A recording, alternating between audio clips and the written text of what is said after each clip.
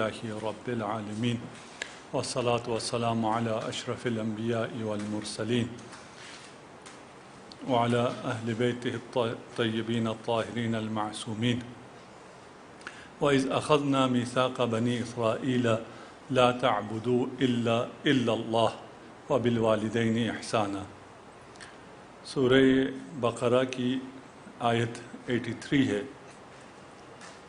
اس سے پہلے بھی آیت شروع کی آیت میں آیا تھا کہ ہم نے بنی اسرائیل سے کہا کہ تم اپنا عہد پورا کرو، ہم اپنا عہد پورا کریں گے۔ وہ عہد جو انہوں نے بنی اسرائیل نے کیا تھا وہ کیا ہے، اس کا تفصیلی بیان ہے۔ اجمالی بیان اس کا جو پہلے ایک دو آیت پہلے والذین آمنوا وعملوا الصالحات آیا ہے، وہ یہی ہے کہ ایمان لائیں اور عمل صالح کریں۔ اس آیت میں بھی ایمان اور عمل صالح کے عہد کو تفصیل سے بیان کیا جا رہا ہے۔ وَإِذْ أَخَذْنَا مِيثَاقَ بَنِي إِسْرَائِيلَ، اور وہ وقت یاد کرو جب ہم نے بنی اسرائیل سے عہد لیا، میثاق لیا۔ پہلا کیا ہے؟ لا تعبدون الا اللہ، پہلا ایمان ہو گیا۔ میثاق کا پہلا حصہ یہ کہ اللہ کے علاوہ کسی کی عبادت نہیں کرنی، ایمان۔ دوسرا حصہ کیا ہے؟ عمل صالح۔ وبالوالدین احسانا، اور والدین کے ساتھ احسان۔ وبالوالدین احسانہ کے بعد پھر عمل صالح کی باقی اقسام آ رہی ہیں۔ یہاں پر ایک تو اللہ نے اپنی عبادت کے بعد فوراً جس چیز کو رکھا ہے وہ والدین کو رکھا ہے۔ والدین کے ساتھ اچھا سلوک، ان کے ساتھ نیک برتاؤ کو اپنی عبادت کے فوراً بعد رکھا ہے۔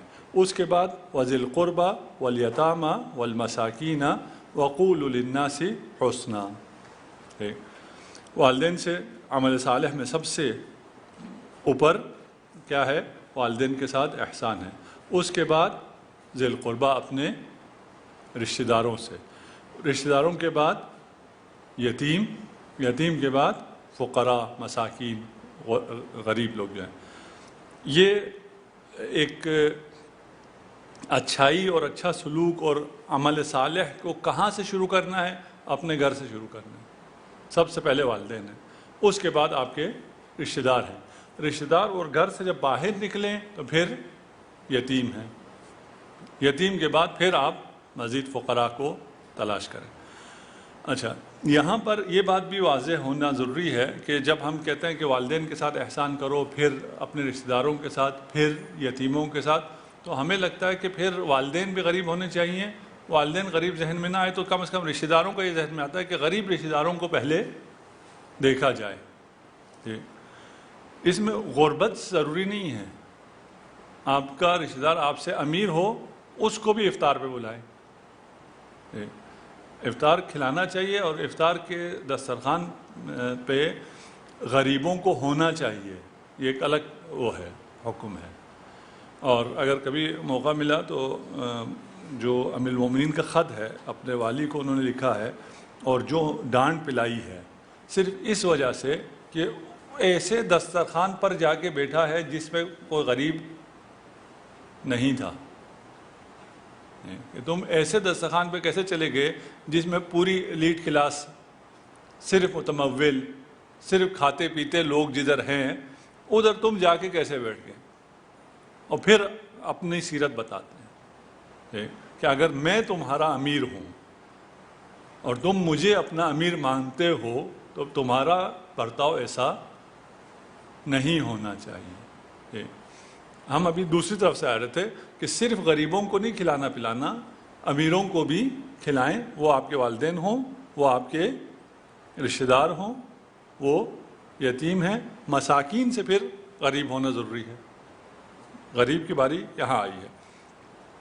وَقُولُوا لِلنَّاسِ حُسْنًا وَأَقِیمُوا الصَّلَاةَ، پہلے ایک دفعہ ہم سارا کر لیں، پھر قُولُوا لِلنَّاسِ پہ تھوڑا سا رکیں گے۔ لوگوں کے ساتھ حسن گفتار۔ وَأَقِیمُوا الصَّلَاةَ، اور نماز قائم کرو۔ وَآتُوا الزَّکَاةَ، اور زکوٰۃ دو۔ یہ میثاق تھا جو لیا گیا تھا بنی اسرائیل سے۔ ثُمَّ تَوَلَّیْتُمْ إِلَّا قَلِیلًا مِّنکُم، تم میں سے صرف تھوڑے سے لوگ رہ گئے، باقی سب نے اس عہد و پیمان کی मुखालिफत की। वअंतुम मुअरिज़ून, और तुम इसको तर्क करने वालों में से थे, रूगर्दानी करने वालों में से थे। वइज़ अख़ज़ना मीसाक़कुम ला तस्फ़िकून दिमाअकुम वला तुख़रिजून अनफुसकुम मिन दियारिकुम, और वो भी वक्त याद करो जब हमने ये मीसाक़ भी लिया कि तुम ला तस्फ़िकून दिमाअकुम, अपना खून नहीं बहाओगे, यानी अपनों का खून नहीं करोगे। अपना खून क्यों का है? अगर अपनों का खून करें तो ये अपना खून करने के मुतरादिफ। ठीक, हम एज अ नेशन एक हैं, एज अ उम्मा एक हैं। अगर हम अपने लोगों को मारें तो अपने आप को कमज़ोर कर रहे हैं।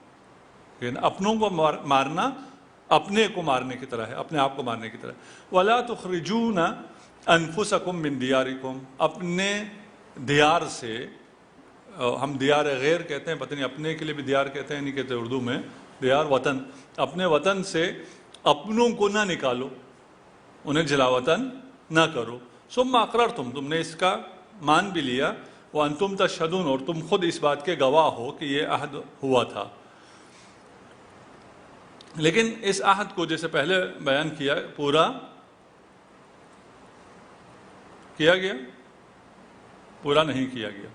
और यह अहद पैमान मुश्तमिल है खुदाए वाहिद की इबादत, ठीक है ना, ला ताबुदून इल्लल्लाह, वालिदैन से हुस्ने सलूक और नेकी, करीबी रिश्तेदारों के साथ नेकी और एहसान, यतीमों से शफ़क़त और नेकी, मिस्कीनों और नादारों के साथ हुस्ने सलूक, लोगों के साथ खुश कलामी, इक़ामे नमाज, अदाए ज़कात, नाहक खून रेज़ी से इज्तनाब। ये दोनों आयतों को जब हमने वो कर दिया। अच्छा, यहाँ पर आपको माइक्रो लेवल पे आपको रिस्पॉन्सिबिलिटीज़ दी जा रही हैं। माइक्रो रिस्पॉन्सिबिलिटी, अपने घर को ठीक कर लो, आपका वालिदैन ठीक होने चाहिए, आपके रिश्तेदार, आपके औलाद नहीं आया है यहाँ कहीं भी, क्योंकि औलाद के साथ इंसान ठीक होता है। फितरी तौर पे आपके बाबा आपके साथ बहुत अच्छे हैं ना, आपके बाबा हैं ठीक, और बच्चों के साथ बड़े बहुत अच्छे होते हैं। इसलिए हमें कुरान में बहुत कम मिलेगा कि बच्चों को बहुत ज़्यादा प्यार करो, बच्चों के साथ हुस्ने सलूक करो। लेकिन जो वालिदैन होते हैं उनके साथ बच्चे अच्छा सलूक नहीं करते, इसलिए बार बार वालिदैन का आता है कि वालिदैन का हक़ अदा करो।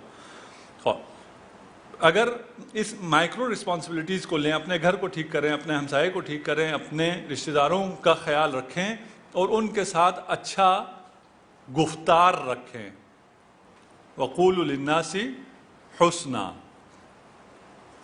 लोगों के साथ अच्छा बोलना कितना ज़रूरी है। अगर लोगों से अच्छा बोलें, जिसको आजकल की कॉर्पोरेट वर्ल्ड में इस बात को उन्होंने समझा हुआ है कि आपको अच्छा बोलना है, आप किसी कॉल सेंटर पे फ़ोन करें, जैसे मर्ज़ी बोलें, वो आगे से बहुत ज़्यादा अच्छा बोलता है। क्यों? इसलिए कि उसको इंस्ट्रक्शन है और कॉल भी रिकॉर्ड हो रही है। इसके अच्छा बोलने की वजह से इसकी कंपनी को फ़ायदा होता है। ये कुफ़ार भी हमारे साथ अच्छा बोलते हैं, आप इनके साथ डील करने जाएं क्योंकि इनकी ट्रेनिंग होती है, तो ये भी आपके साथ अच्छा बोलते हैं। फिर हम कहते हैं कि हमने इस्लाम को मगरिब में देखा है और मशरिक़ में हमने मुसलमानों को देखा है, ये बात भी मशहूर है। ठीक, अच्छा, ये जो आपसे अच्छा बोल रहे हैं ये इस्लामी अखलाक है जी? कुफार जो आपके साथ अच्छा बोल रहे हैं, या अगर आप किसी भी कॉर्पोरेट सेक्टर में चले जाते हैं तो वो सेल्समैन और वो जो ऑपरेटर वो आपके साथ अच्छा बोल रहा है, ये इस्लामी अखलाक है जी?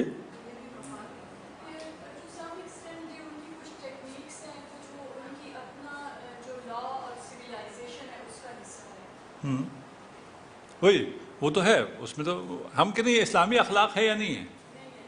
क्यों?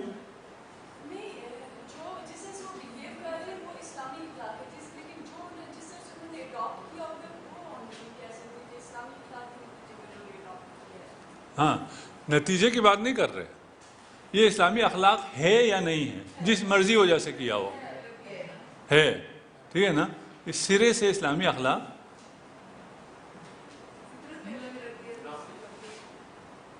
جی منافقت نہیں، منافقت نہیں ہے، اس منافقت کی ہمیں اجازت ہے۔ یہ فرض کریں مجھے آپ پہ بہت غصہ آیا ہوا ہے، آپ پہ نہیں مثال دیتا، کسی اور پہ، ٹھیک ہے نا، مجھے بہت غصہ آیا ہوا ہے، ٹھیک، مجھے پھر بھی کیا حکم ہے، جاؤ اچھا بولو، یہ نہیں کہا دل میں جو کچھ ہے نکال دو، یہ اسلامی اخلاق نہیں ہے، ٹھیک ہے نا۔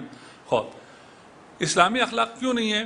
اس لیے کہ یہ کیوں کر رہا ہے،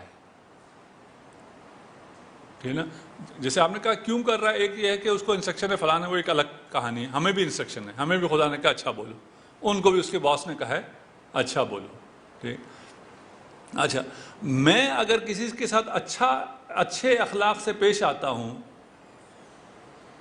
تاکہ اسے دھوکہ دوں، یہ اسلامی اخلاق ہے؟ اسلامی اخلاق نہیں ہے، ٹھیک ہے نا۔ یہ جو مغرب ہمارے ساتھ اچھا پیش آ رہا ہے وہ ہمیں دھوکہ دینے کے لیے ہمارے ساتھ اچھا پیش آتا ہے، جب تک اس کا مفاد وابستہ ہے۔ مثلا ایک چور یا ڈاکو آپ کے ساتھ اچھا پیش آئے اور آپ کو تھوڑے سے بیابان تک لے جائے، آپ کے وہ تھا تو ڈاکو لیکن بڑا خوش اخلاق تھا، ٹھیک ہے نا، وہ مجسم میں اخلاق تھا، تمام اسلامی اخلاق کا وہ پیکر تھا، نہیں کوئی اخلاق نہیں تھا، وہ آپ کو لوٹنے کے لیے یہاں تک اخلاق تھا، وہاں جب آپ تھوڑے سے بیابان میں پہنچ گئے تو اس نے دو لگائی بھی آپ سے مال بھی چھین لیا، ٹھیک۔ ہم اسلامی اخلاق اور ویسٹرن اخلاق میں فرق یہ ہے، ہم کہتے ہیں اپنے ہمسائے کے ساتھ ہمیشہ اچھا رہو، چاہے تمہیں کچھ دے چاہے تم سے کچھ لے، ٹھیک۔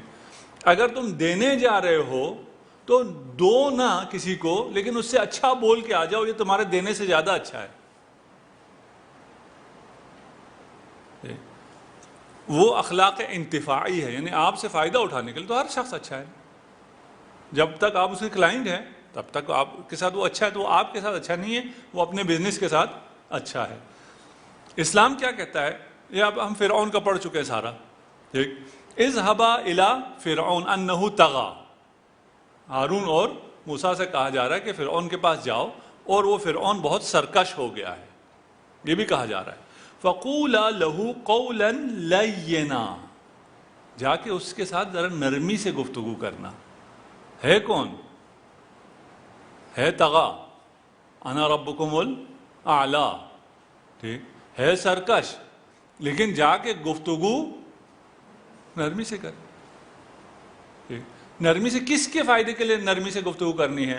لعلہ یتذکر او یخشی، شاید وہ ہوش میں آ جائے، شاید اس میں خشیت پیدا ہو جائے۔ آپ جا کے اس کو ڈانٹو گے ڈپٹو گے تو پھر تو وہ اسلام کی طرف نہیں آئے گا، ایمان کی طرف نہیں آئے گا۔ ایمان کی طرف بلانے کے لیے، فرعون کو بھی ایمان کی طرف بلانے کے لیے، وہ موسیٰ جس کے خلاف فرعون نے کیا کچھ نہیں کیا ہوا، اسے کہا جا رہا ہے جا کے قول لین، نرم لہجہ اختیار کرنا ہے۔ ہم جو جب مقام تبلیغ میں آتے ہیں تو پھر کون سا لہجہ اختیار کرتے ہیں؟ باقی جگہوں پہ والدین اور سب اور ٹھیک ہوتے ہیں، امام بارگاہ پہنچ کے وہ بہت زیادہ اسٹرک ہو جاتے ہیں، کیوں جی؟ امام بارگاہ کا تقدس ہے، امام بارگاہ کا تقدس۔ میری بیٹی آج نہیں آئی ہوئی، اس کو کبھی تھوڑا کہہ دوں تو وہ کہتی ہے آپ نے خانہ کعبہ گرا دیا، کیونکہ خانہ کعبہ کی عزت سے میری عزت زیادہ ہے۔ کس چیز کے لیے گرایا آپ نے خانہ کعبہ؟ کون سے امام بارگاہ کی کس چیز کا تقدس خانہ کعبہ سے زیادہ ہے کہ اس مومن کی عزت خانہ کعبہ سے بڑھ کے ہے، اس کی عزت آپ نے خراب کر دی، اس کو سب کے سامنے آپ نے ڈانٹ دیا، تو حقیقت آپ نے کیا کیا ہے؟ اس کو اسی امام بارگاہ سے اور انہی ریچول سے جس کو آپ نزدیک لانا چاہتے ہیں، اس سے اس کو دور کر دیا۔ جو ہماری نسل تھی، ہم سے پہلے کی نسل تھی، ان کو آپ ڈانٹتے ڈپٹتے وہ لوگ برداشت کرتے تھے، سنتے تھے، احترام کرتے تھے. اب جو آگے نسل آ رہی ہے وہ آپ کی ڈانٹ ڈپٹ برداشت کرنے والی نہیں ہے، اس لیے کہ آپ ڈانٹ رہے ہیں اور وہاں لٹیرے بہت، ڈاکو بہت بیٹھے ہیں جو پیار دے رہے ہیں. وہ لوٹنے کے لیے پیار دے رہے ہیں، ٹھیک، وہ ان کو بہکانے کے لیے، خراب کرنے کے لیے پیار دے رہے ہیں. آپ ان کی اصلاح کے لیے پیار نہ دیں تو یہ آپ کے ہاتھ میں نہیں رہیں گے. وَقُولُوا لَهُمْ قَوْلًا مَعْرُوفًا، اچھے پیرائے میں گفتگو کرو. سورہ نساء. وَلَيَقُولُوا قَوْلًا سَدِيدًا، سنجیدہ گفتگو کیا کرو. فَقُلْ لَهُمْ قَوْلًا مَيْسُورًا، ان کے ساتھ نرمی سے گفتگو کرو. مختلف آیتیں ہیں. قول معروف ومغفرۃ خیر من صدقۃ یتبعها اذی، ایک اچھی بات کر دینا یا مغفرت، معافی مانگ لینا. کوئی آپ کے پاس آیا ہے صدقہ مانگنے، آپ کہیں معاف کر دو، ٹھیک ہے، یا اس کے ساتھ اچھی طرح گفتگو کریں، اس کو کچھ بھی نہ دیں. یہ بہتر ہے من صدقۃ، ایسے صدقے سے جس کے بعد آپ اس کو اذیت دیں. صدقہ دیتے ہوئے اذیت دیں، اس کو حقارت سے دیں، یا دینے کے بعد اس پر جتاتے رہیں. خدا کہتا ہے یہ اپنے پاس رکھو، یہ ایسا صدقہ دینے کی ضرورت نہیں ہے. امام محمد باقر علیہ السلام سے صلی علی محمد وآل محمد، اسی آیت کے وقولوا للناس حسنا کے ذیل میں حدیث ہے، صرف ترجمہ عرض کر دوں کہ لوگوں سے اچھی باتیں کرو، اس طرح بات کرو کہ جس طرح تم سننا چاہتے ہو. ہمیں پہلے بھی کہا ہے کہ یہ انسان ایک انرجی کے فیلڈ میں ہے، یعنی معنویت ہے، وہ تو ہم صرف سائنٹیفک تعبیر کر رہے ہیں، ولی معنویت ہے، عبارت ہے روح سے. اس میں اگر آپ اسے اچھا بولیں اسے اچھا لگتا ہے، اگر برا بولیں اپنے، جب کہ آپ وہاں بیٹھے میں یہاں بیٹھا ہوں، نہ میرا ہاتھ آپ تک پہنچتا ہے نہ آپ کا ہاتھ مجھ تک پہنچتا ہے، یہ نا ایز اے پارٹیکل اور وجود ہونے کے اعتبار سے، مادہ ہونے کے اعتبار سے ہم نے ایک دوسرے کو کوئی نقصان نہیں پہنچایا. لیکن ایک مسکراہٹ بہت زیادہ انرجی آپ کو دے دیتی ہے، اور ایک غلط گفتگو بہت زیادہ انسان کو ڈپریس کر دیتی ہے. اللہ گالیاں دینے والوں کو، تانا دینے والوں کو، تشنیع کرنے والوں کو، فحش گفتگو کرنے والوں کو سخت ناپسند کرتا ہے، جبکہ باحیا، بردبار اور پاک دامن شخص کو بہت پسند کرتا ہے. ثم انتم هؤلاء تقتلون انفسکم، دوبارہ آگے بنی اسرائیل پر. ٹھیک، اچھا، ابھی یہ جو باتیں بنی اسرائیل سے عہد و پیمان لیا گیا تھا، یہ صرف بنی اسرائیل کے لیے ہے یا ہمارے لیے بھی ہے؟ جی ہاں، سب کے لیے، ٹھیک ہے نا. یہ الہی فرمان ہے، آفاق نماز روزہ، اب اس کو ہم نے زیادہ تشریح نہیں دی، ٹھیک ہے نا. اقیموا الصلاۃ وآتوا الزکوٰۃ، ٹھیک. اور قرآن میں بہت جگہ پر جہاں پر بھی اقیموا الصلاۃ ہے اس کے ساتھ آتوا الزکوٰۃ ہے، ٹھیک. اس کا مطلب کیا ہے؟ نماز قائم کرو، کام کرو. کام کرو گے تو زکوٰۃ دو گے نا، ٹھیک ہے نا. نماز قائم کرو اور کام بھی کرو، صرف مسجد کے ہو کے نہیں رہ جاؤ، بزنس کرو. ٹھیک، ہمیں اس ملک میں جب ہم یہاں ہیں، اور آج کل کے حالات بھی آپ دیکھ رہے ہیں، ہمیں صرف دو چیزیں بچا سکتی ہیں، ایک تعلیم اور ایک اقتصاد، تجارت. اگر ہم تعلیم میں اور اقتصاد میں مضبوط نہ ہوئے تو یہ سیاست اور اچھل کود اور یہ باقی چیزیں ہمیں بچا نہیں سکتی. ملک ہم نے بنایا تھا، یہ ملک سب کے لیے تھا، لیکن اب جن ہاتھوں میں جس نہج پہ چلا گیا ہے، اس میں آپ کے لیے آپ کا مستقبل سیکیور نہیں ہے جب تک آپ طاقتور نہ ہوں. طاقت آتی ہے یا ایجوکیشن سے یا اقتصاد سے. اقتصاد تجارت سے آتی ہے، اور ہمیں چاہیے کہ زیادہ سے زیادہ اس میں مضبوط ہوں. چلیں. ثم انتم هؤلاء تقتلون انفسکم، عہد پیمان لیا تھا کہ اپنے آپ کو قتل نہیں کرنا ہے، ٹھیک. لیکن تم نے کیا کیا؟ بنی اسرائیل سے کہہ رہے ہیں کہ تم نے اپنے آپ کو، یعنی اپنوں کو قتل کیا. وَتُخْرِجُونَ فَرِيقًا مِّنْكُمْ مِنْ دیارہم، اور اپنے ایک گروہ کو اپنے وطن سے تم نے جلا وطن کر دیا. تظاہرون علیہم بالاسم والعدوان، اپنوں کو مارنے کے لیے، اپنوں کو جلا وطن کرنے کے لیے تم دوسروں سے، دشمنوں سے مدد لیتے ہو، وہ بھی بالاسم والعدوان، ظلم اور گناہ کے ذریعے. یہ کہا جا رہا ہے کہ ان کو بنی اسرائیل کو، لیکن یہ لگتے کون ہیں؟ ہم مسلمان ایک دوسرے کو مار رہے ہیں. آج سیریا سے کتنے لوگ ہجرت کر کے گئے ہیں، عراق سے کتنے لوگ نکلے، افغانستان سے کتنے نکلے، سب آپس میں مسلمان کو مار رہے تھے. ہؤلاء تقتلون انفسکم، ٹھیک ہے نا، تم اپنے آپ کو مار رہے ہو، اپنے آپ کو مارتے ہو، اور پھر اپنے دیار سے، اپنے وطن سے اپنوں کو ہی نکال دیتے ہو. مدد کن سے لیتے ہو؟ امریکہ سے. ابھی یمن کو مار رہے ہو، اپنے ہیں تمہارے. اگر اسلام تمہارا دین ہے تو بھی تمہارے اپنے ہیں، اگر اسلام نہیں ہے اور عربیت تم میں ہے پھر بھی وہ تمہارے اپنے عرب ہیں. اپنے ہیں، اپنوں کو مارنے کے لیے مدد دشمنوں سے، اور باقی ساری سب جگہ. وَإِن يَأْتُوكُمْ أُسَارَىٰ تُفَادُوهُمْ، اور اگر یہ قید ہو کہ تمہارے پاس آتے ہیں تو تم فدیہ لیتے ہو. وَهُوَ مُحَرَّمٌ عَلَيْكُمْ إِخْرَاجُهُمْ، جبکہ تمہیں ان کو یہاں سے نکالنا ہی تمہارے لیے کیا تھا؟ حرام تھا. تم انہیں اپنے دیار سے نکال ہی نہیں سکتے تھے. اب ان کو تم نے نکالا، اور اب جب یہ قید ہو جاتے ہیں تو پھر تم فدیہ لیتے ہو. أَفَتُؤْمِنُونَ بِبَعْضِ الْكِتَابِ وَتَكْفُرُونَ بِبَعْضٍ، کیا تم کتاب کے کچھ حصے پر ایمان رکھتے ہو اور کچھ حصے کا انکار کر دیتے ہو؟ یہ ہوا کیا ہے، یہاں جب یہ لوگ آئے ہیں مدینہ کے اطراف میں آباد ہونے کے لیے، تو ان کے دو قبیلے تھے یہودیوں کے،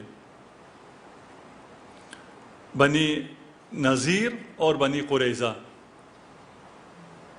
غزوہ بنی قریظہ سنا ہوا ہے آپ لوگوں نے؟ وہ پھر کبھی وہ کریں گے، وہ جتنی چیزیں مشہور ہیں سب غلط ہیں، اس لیے میں کہہ رہا تھا بنی قریظہ اگر آپ نے سنا ہوا.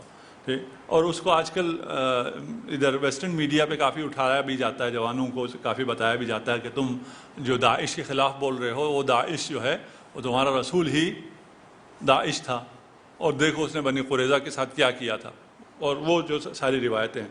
یہ صرف اس لیے بتا رہا ہوں، ابھی ہمیں اس سے کام نہیں ہے. بنی نصیر اور بنی قریظہ آئے رہے، جبکہ مدینہ میں دو قبیلے تھے، اوس اور خزرج.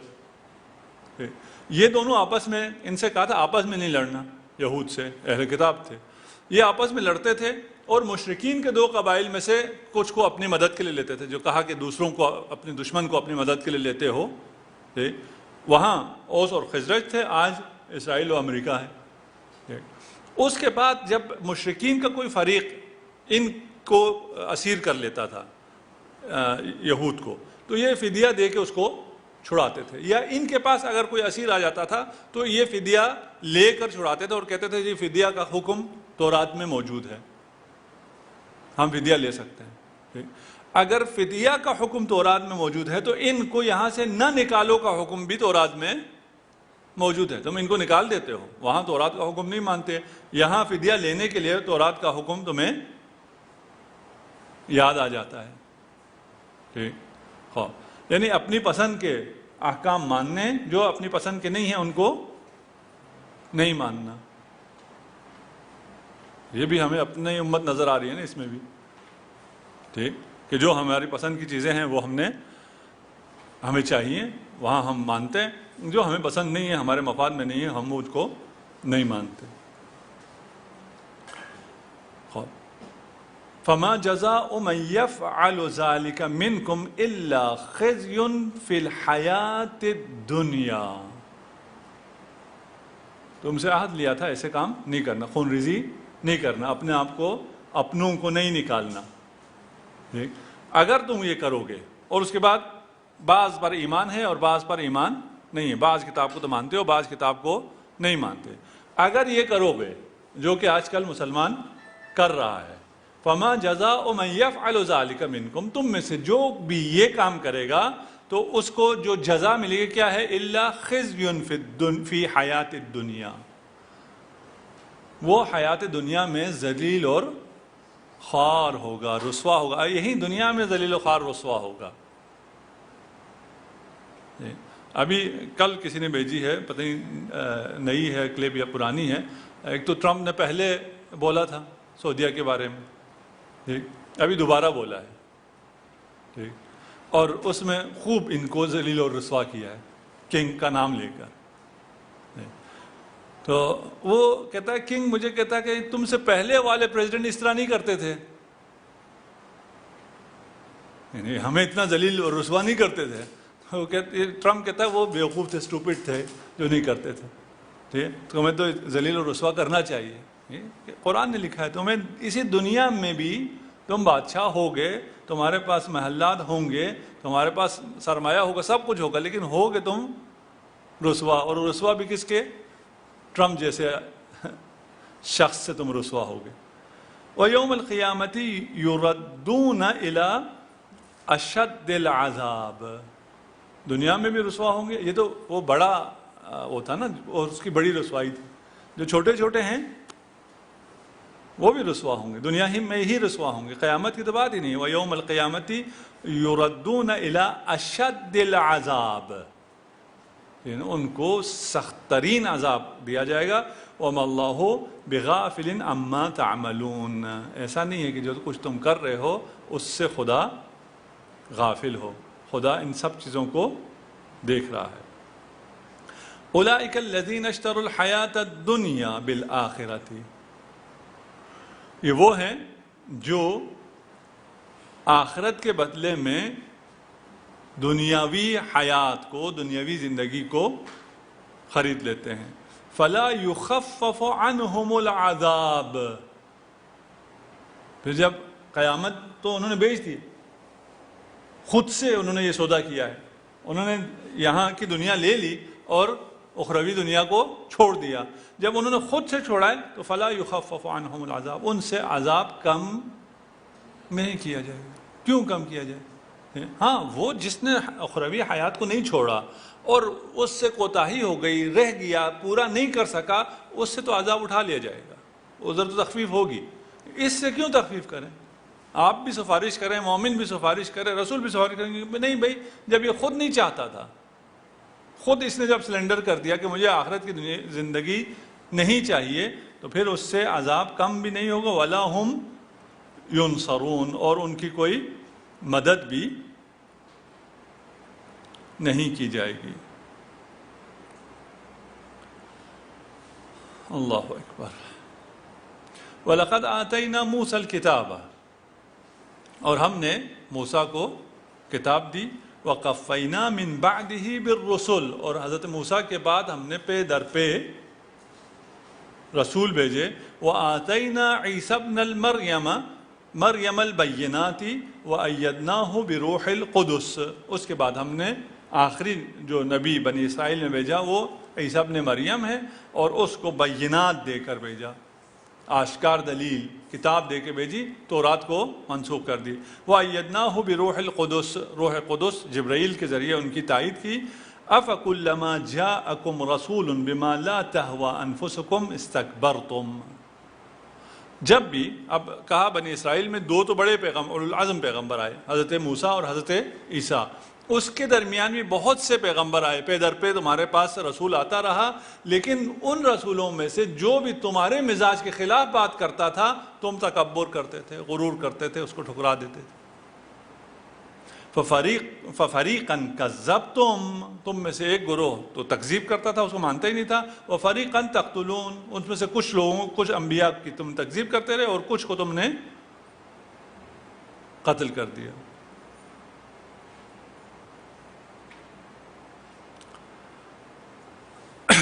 یہاں پر جیسے ہم نے کہا حضرت موسیٰ بھی بنی اسرائیل میں آئے، حضرت عیسیٰ بھی بنی اسرائیل میں ہی آئے، لیکن حضرت عیسیٰ کا انہوں نے انکار کیا اور نہیں مانا. کیوں؟ اس لیے کہ تورات کو نسخ کر دیا تھا, تورات منسوخ ہو گئی, اور ان کی شریعت جب کہا کہ یہ منسوخ ہو گئی ہے اور یہ نئی شریعت آئی ہے تو انہوں نے کہا ہم آپ کو مانتے ہی نہیں ہیں. کیوں نہیں مانتے؟ اس لیے کہ پرانی شریعت میں جن کو جو مقام اور جو مرتبے اور جو چیزیں ملی ہوئی تھی وہ ختم ہو رہی تھی, اس لیے انہوں نے نہیں مانا. روح القدس سے مراد جبرائیل ہیں. ٹھیک, اور جبرائیل کیونکہ انبیاء پر وحی لے کے نازل ہوتے ہیں, اور حضرت عیسیٰ کا جبرائیل سے روح القدس سے رشتہ اس لیے بھی زیادہ تھا کہ ان کی ولادت بھی ان کے ذریعے ہوئے, وہ عام طبیعی انداز سے نہیں ہوئی, اس لیے اسی بچپنے سے ان کا روح القدس کے ساتھ انس اور معاشرت کہیں یا ان کو ضرورت تھی. اور روح القدس اور یعنی جبرائیل اور حضرت عیسیٰ کو تائید حاصل ہے کس کی؟ روح القدس کی, یعنی حضرت عیسیٰ کو ان کی ضرورت ہے. ٹھیک, لیکن حضرت کو ضرورت نہیں تھی جبرائیل کی. اس لیے حضرت کے لیے نہیں کہا کہ وہ روح القدس ان کی تائید حاصل ہے حضرت کو, ایسی کوئی آیت ہمارے پاس نہیں ہے. یہاں ان کے لیے کہا کہ حضرت عیسیٰ کے لیے کہ ان کو ان کی تائید حاصل رہی ہے. وقالوا قلوبنا غلف بل لعنهم الله بكفرهم فقلیلا ما یؤمنون. وہ کہتے ہیں کہ ہمارے دل غلاف میں بند ہیں. اللہ ارشاد فرماتا ہے نہیں, غلاف میں بند نہیں ہے, بلکہ تمہارے کفر کے باعث اللہ نے تم پر لعنت کر رکھی ہے, اور کیونکہ اللہ نے لعنت کر رکھی ہے اس لیے تم میں سے بہت کم لوگ ایمان لے کے آئیں گے. ٹھیک نا, اب وہ کم ہی ایمان لائیں گے. فقلیلا ما یؤمنون. یہ قلوبنا غلف, چل اس کو اگلی آیت بھی پڑھوں اس کے بعد میں بیان کرتا ہوں.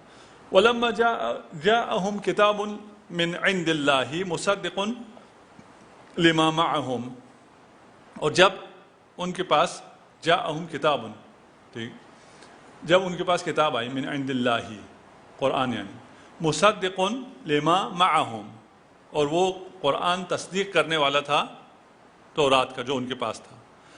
وَكَانُوا مِن قَبْلُ يَسْتَفْتِحُونَ عَلَى الَّذِينَ كَفَرُوا, اس سے پہلے وہ کافروں پر فتح مندی کا اظہار کرتے تھے, امید فتح کرتے تھے.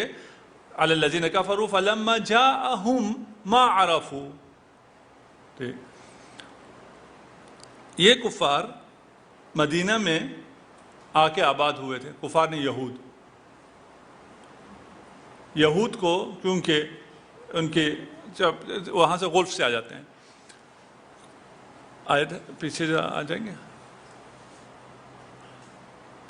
وقالوا قلوبنا غلف, انہیں کہتے تھے یہود سے کہ اسلام لے کے آئیں, وہ کہتے تھے نہیں, اسلام ہمارے دل میں داخل ہی نہیں ہوتا, یہ بات ہمیں سمجھ میں ہی نہیں آتی, ہمیں سمجھ میں آئے گی تو ہم اسلام لائیں گے. جب ایک بات آپ کی سمجھ میں ہی نہیں آ رہی تو ابھی بھی بہت سی چیزیں ہیں, بہت سی باتیں جو ہمیں کہاں بتائی جاتی ہیں تو کہتے ہیں یہ ہماری سمجھ میں نہیں آتی. آج کل سفر بہت آسان ہو گیا ہے, اب اتنے آسان سفر میں بھی قصر ہو, یہ بات میری سمجھ میں نہیں آتی. کس نے کہا ساری باتیں آپ کی سمجھ میں آنی چاہیے؟ اور یہ بھی کہتے تھے کہ یہ باتیں ہماری سمجھ میں نہیں آتی کہ اس پیغمبر پر ایمان لانا ہے. کیوں نہیں آتی؟ اس لیے کہ ہمارے دل بہت اچھے ہیں, وہ غلاف میں ہیں, یہ گندی چیزیں, بری چیزیں اس تک نہیں پہنچتی. سمجھ میں نہیں آنے کا یہی مطلب ہے نا. ہم نے کہا سمجھا بھی دل سے جاتا ہے, ٹھیک, ہمیں یہ باتیں سمجھ میں نہیں آتی. خدا فرماتا نہیں جی تمہارے دل غلاف میں نہیں ہے, تمہارے دلوں پہ پھٹکار پڑی ہوئی ہے, لعنت پڑی ہوئی ہے, اس لعنت کی وجہ سے تمہیں سمجھ میں نہیں آتا ہے. بس ہمارے معاشرے میں بھی اگر کوئی کہتا ہے کہ یہ بات مجھے سمجھ میں نہیں آتی تو اس کا مطلب کیا ہے؟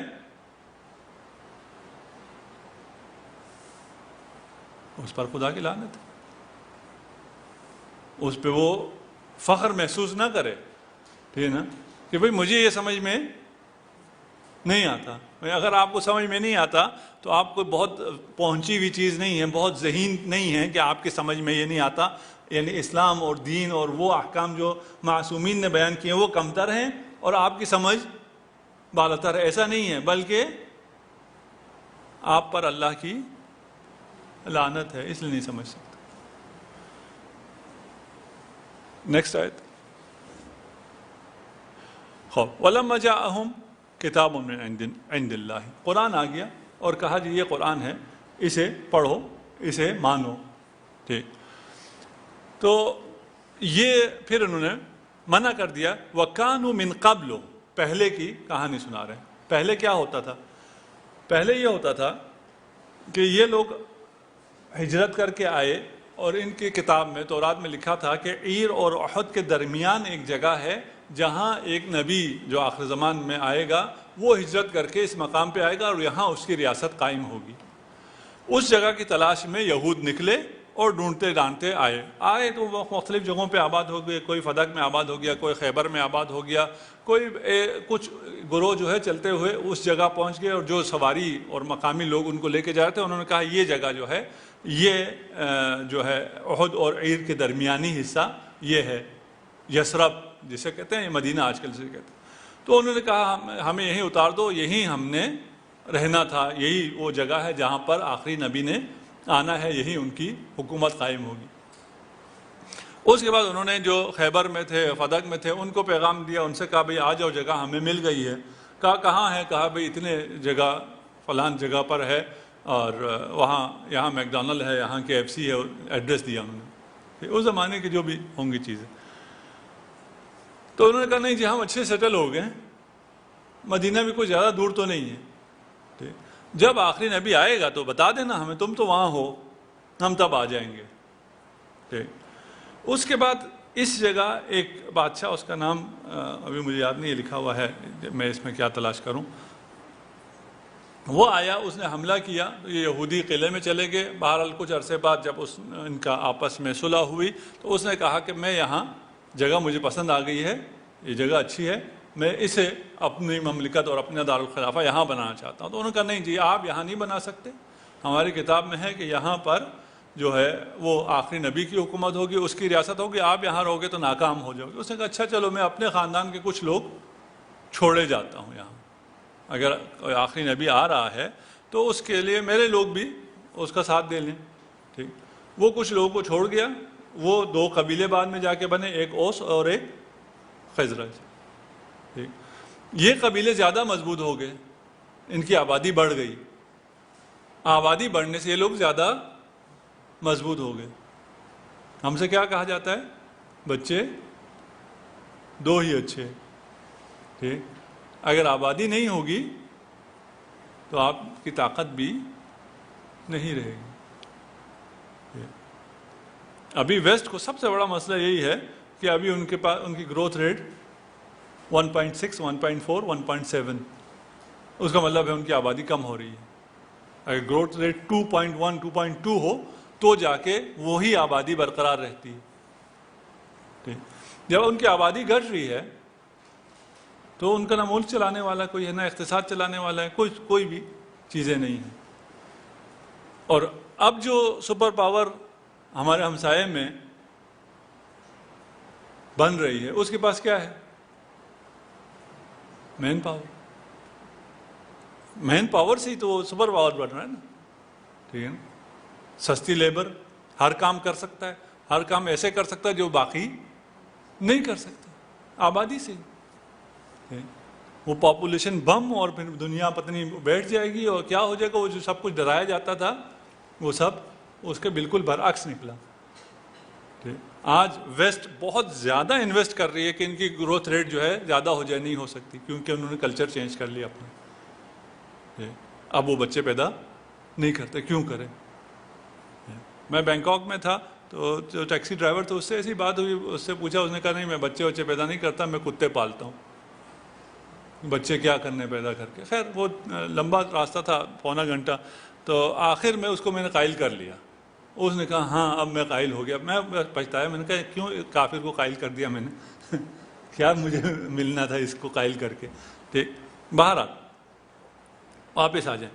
اوس اور خزرج زیادہ ہو گئے، ان کی جب آبادی بڑھی تو ان کی طاقت بھی بڑھ گئی، اور یہ اہل کتاب جو کہ حق پر تھے وہ کافر تھے، یہ ان کافروں سے کہتے تھے ابھی کر لو جو ظلم کرنا ہے، آنے والا آئے گا تب تمہیں دیکھ لیں گے ہم۔ وَكَانُوا مِن قَبْلِ يَسْتَفْتِحُونَ عَلَى الَّذِينَ كَفَرُوا، کافروں پر وہ طلب فتح کرتے تھے، امید فتح کرتے تھے کہ ہمارا آنے والا آئے گا، اس وقت ہم تمہیں دیکھ لیں گے۔ فَلَمَّا جَاءَهُمْ، پھر وہ آنے والا آ گیا،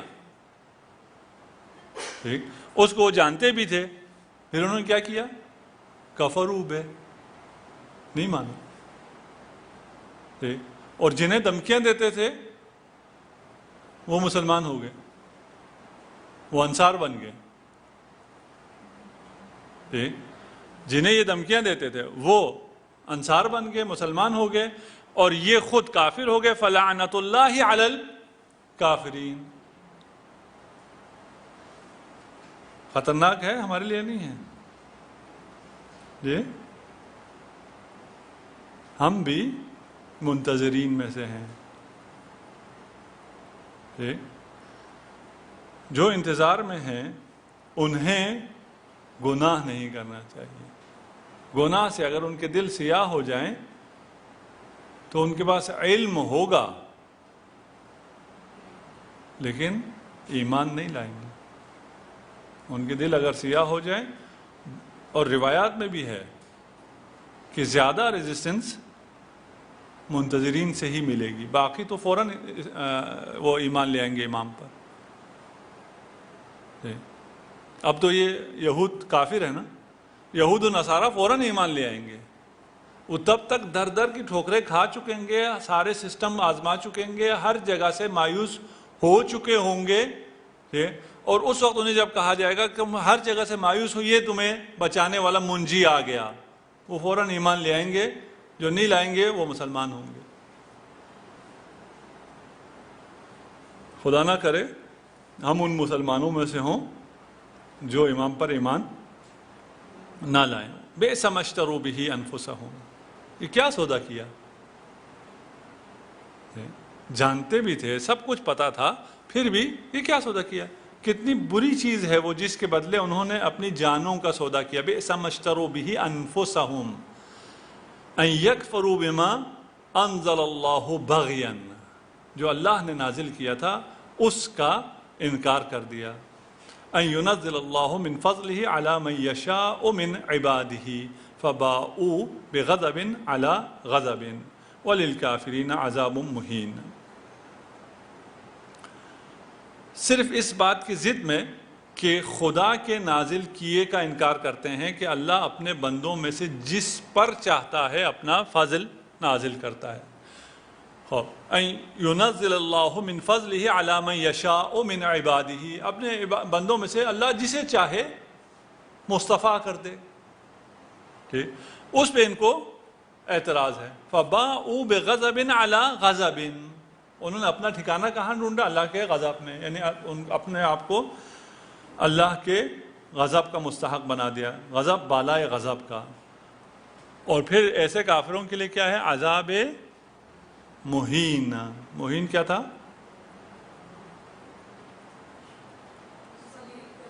رسوا ذلیل کرنے والا عذاب۔ انہیں مسئلہ کیا تھا؟ انہیں مسئلہ یہ تھا، انتظار میں تو یہ تھے، جانتے بھی تھے، چاہیے کیا تھا ان کو اپنے قوم اور قبیلے میں سے ایک بندہ چاہیے تھا۔ اب آ کہاں سے گیا؟ قریش سے۔ نہیں، یہ نہیں ہو سکتا۔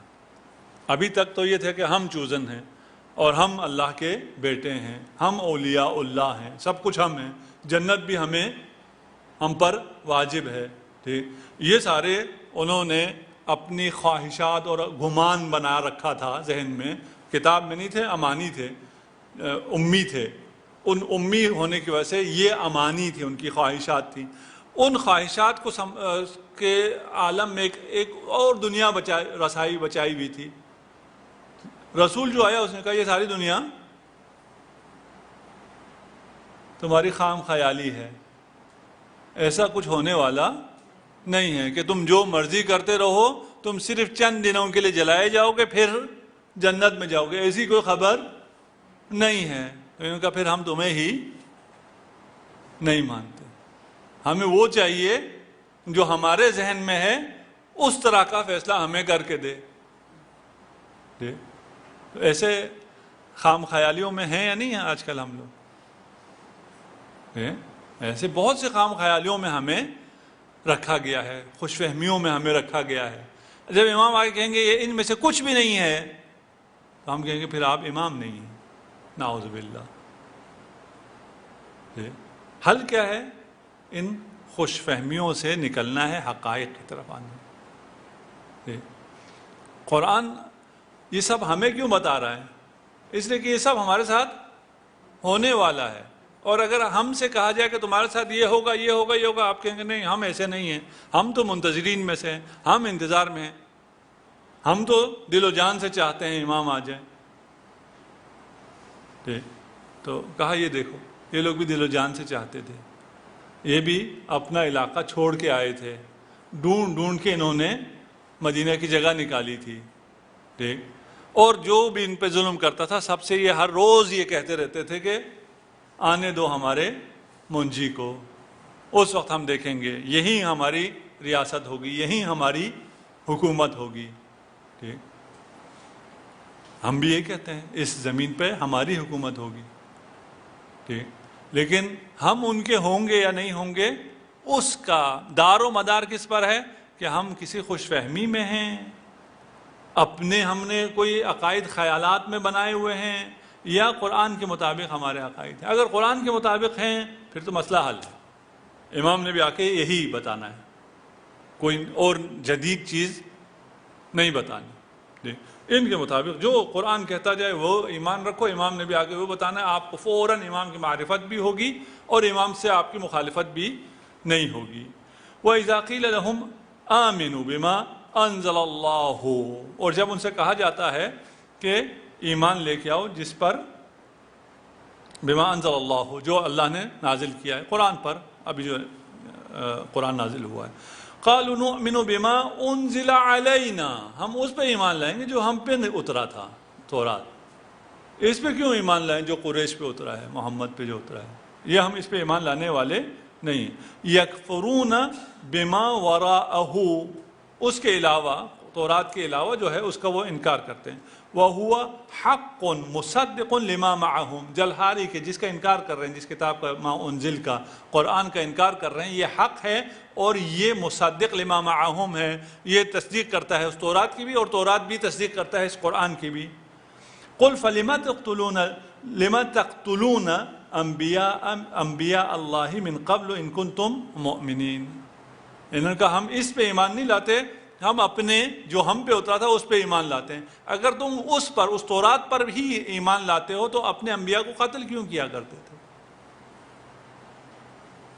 تمہارا تورات پر بھی ایمان نہیں تھا، اگر تورات پر ایمان ہوتا، اس کتاب پر ایمان ہوتا تو یقیناً تم اگر مومن ہوتے تو تم انبیاء کو قتل نہ کرتے، مومن جاہل نہیں ہوتا، لیکن تم مومن اگر ہوتے تو تم عالم ہوتے، لیکن ہمارے ہاں استدلال کیا ہے، کیونکہ میں مومن ہوں، یہ تو اس نے اپنے طرف سے بالکل assumption بھی نہیں ہے، یہ تو بالکل یقینی ہے، اب میں جاہل تو ہوں، مجھے اپنا دستخط کرنا بھی نہیں آتا، لیکن میں عالم ہوں، پتہ نہیں یہ کہاں کی منطق ہے۔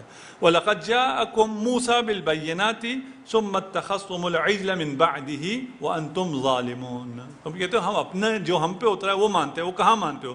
تمہارے پاس موسیٰ بینات لے کے آیا، یہ تمام معجزات لے کے آیا، آشکار معجزات سے سارا ذکر ہو چکا، تم نے اس کے مقابلے میں کیا کیا؟ ثُمَّ اتَّخَذْتُمُ الْعِجْلَ، موسیٰ کے بعد بھی کیا، جب وہ 30 دن کے لیے گیا، 30 دن کے بعد بھی جب 2 دن لیٹ ہو گیا تم نے گوسالہ پرستی شروع کر دی موسیٰ کے بعد۔ وَأَنْتُمْ ظَالِمُونَ، تم شرک کیا، تم ظالم تھے، تم کہاں ان پر جو کچھ خدا نے تم پر نازل کیا ہے اس کو ماننے والے ہو۔ وَإِذْ أَخَذْنَا مِيثَاقَكُمْ وَرَفَعْنَا فَوْقَكُمُ الطُّورَ خُذُوا مَا آتَيْنَاكُمْ بِقُوَّةٍ وَاسْمَعُوا وَقَالُوا سَمِعْنَا وَعَصَيْنَا. یہ پہلے گزر چکی ہے آیت اس کے مشابہ، اور اس آیت کو بھی ہم نے وہاں ذکر کیا تھا. اور یاد کرو اس وقت کو جب ہم نے تم سے میثاق لیا، عہد و پیمان لیا، اور رفعنا فوقکم طور، اور طور کو تمہارے اوپر بلند کیا.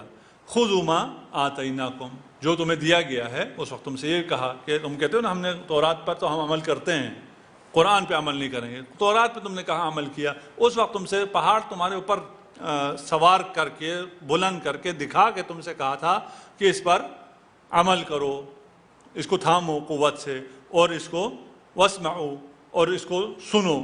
اور کہا ہم اس کو سنیں گے، ہم اس پہ عمل کریں گے، لیکن تم نے عمل نہیں کیا.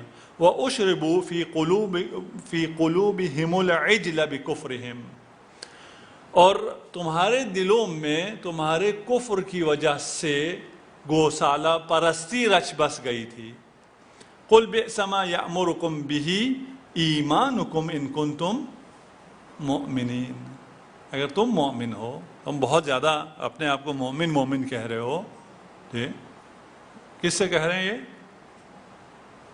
یہود سے ہے نا، کہ ہم مومن ہیں. کیوں مومن ہیں؟ ہم تورات پر ایمان رکھتے ہیں، تمہارے قرآن پہ ایمان نہیں لائیں گے، ہم مومن ہیں. تم جو اتنا مومن اپنے آپ کو کہہ رہے ہو، تو تمہارا کردار دیکھو. نہ تم کتاب سے تمسک کرتے ہو، نہ تم اہل بیت سے تمسک کرتے ہو، نہ تورات کو مانتے ہو، نہ ہارون کو مانتے ہو. ہارون کو چھوڑ کے تم نے گوسالہ پرستی شروع کر دی، کتاب بھی تم نے ترک کر دی، اور پھر کہتے ہو کہ میں کیا ہوں؟ مومن ہوں. کیا تمہارا یہ ایمان تمہیں یہ حکم دیتا ہے کہ شرک کرو؟ قُلْ بِئْسَ مَا يَأْمُرُكُمْ بِهِ ایمانکم، تمہارا ایمان تمہیں کتنا برا حکم دیتا ہے. ان کنتم مؤمنین، اگر تم مومن ہو. یعنی تمہارا یہ مومن ہونا مجھے نہیں چاہیے. اگر تم اس پہ خوش ہو کہ میرے پاس مومن کا ٹائٹل ہے، تو تمہارے یہ مومن ہونے کا جو تاج تم نے سر پہ رکھا ہوا ہے، تمغہ تم نے سینے پہ لگایا ہوا ہے، اس کا کوئی فائدہ نہیں ہے. کیونکہ تمہارا ایمان تمہیں بہت بری چیزیں سکھا رہا ہے، تمہیں شرک سکھا رہا ہے، تمہیں قرآن و اہل بیت سے دور کر رہا ہے. کوئی ایمان ایسا نہیں ہوتا جو قرآن و اہل بیت سے ہمیں دور کرے. قل ان كانت لكم الدار الآخرة عند الله خالصة. ان کا دعویٰ یہ تھا کہ آخرت تو ساری ہماری ہے، دنیا میں تم لوگ جو مرضی کرنا ہے کرو، آخرت ساری ہماری ہے، اور وہاں ہماری بادشاہی ہوگی. جنت میں جائے گا ہی کون؟ جنت تو ملک ہے حسنین کی. اگر تمہارا یہ خیال ہے، یہود سے کہا جا رہا ہے کہ دار آخرت جو ہے وہ صرف اور صرف تمہارے لیے، من دون الناس، باقیوں کے لیے نہیں ہے. فتمنوا الموت، پھر ذرا موت کی تمنا کرو، ان کنتم صادقین. ٹھیک ہے نا؟ اگر سچے ہو اور جنت تمہارے انتظار میں ہے تو بسم اللہ. ٹھیک ہے، اگر سچے ہو تو آ جاؤ، موت کی تمنا کرو.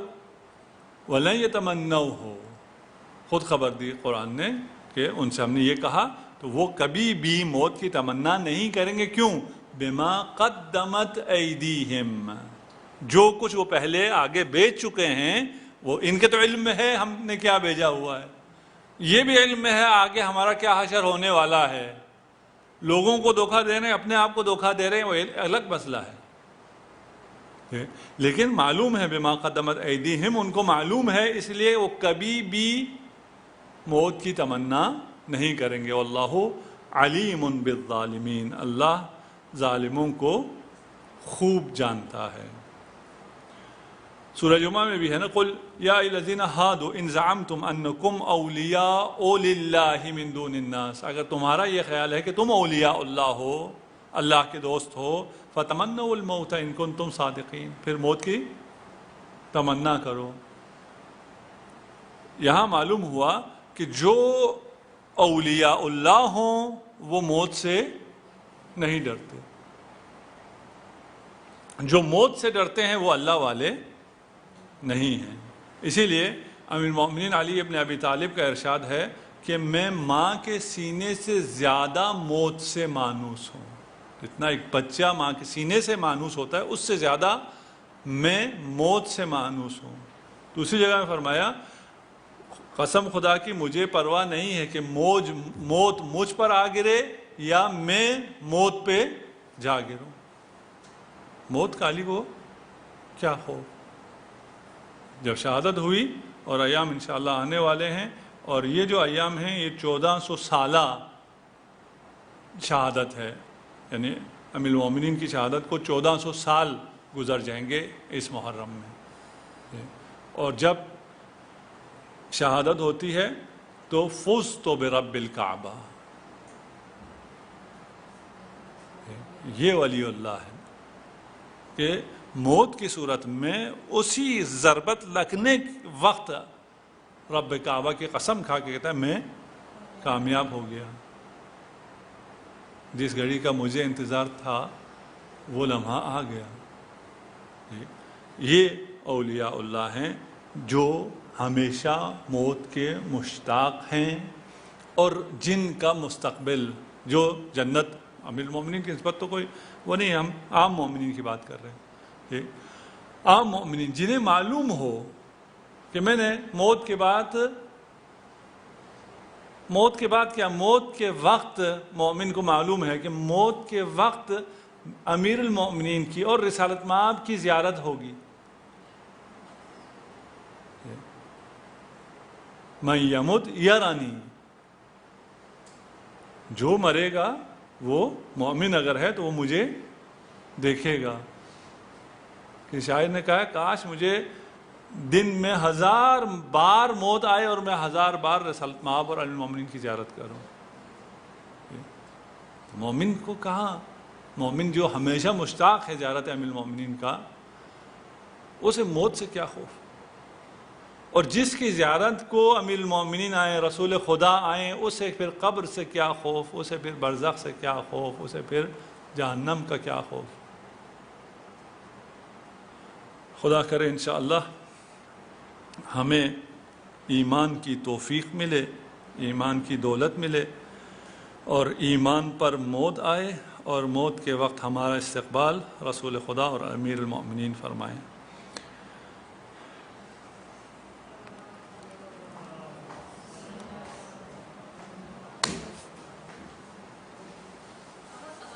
جی